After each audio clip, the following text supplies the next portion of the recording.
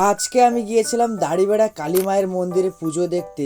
তাই তো বন্ধুদের সাথে বাইকে করে বেরিয়ে পড়লাম পুজো দেখার জন্য। আর যাওয়ার সময় দেখতে পেলাম পুরো রাস্তাটা একদম আলো দিয়ে সুন্দরভাবে সাজানো রয়েছে। আর বলতে বলতে চলে এলাম দেখতে পাচ্ছ মন্দিরের সামনে। তারপর বাইকটা রেখে মন্দিরের দিকে আমরা এগোচ্ছি। গিয়ে দেখলাম চারিদিকটা এত সুন্দরভাবে ডেকোরেশন করে সাজিয়েছে, দেখতে খুবই সুন্দর লাগছে মন্দিরটা। ওখান থেকে তারপর আমরা ভেতর দিকে ঢুকে গেলাম, আর ভেতর দিকে অটোমেটিক্যালি পা ধুয়ে চলে যাওয়া হয় ভেতরের দিকে।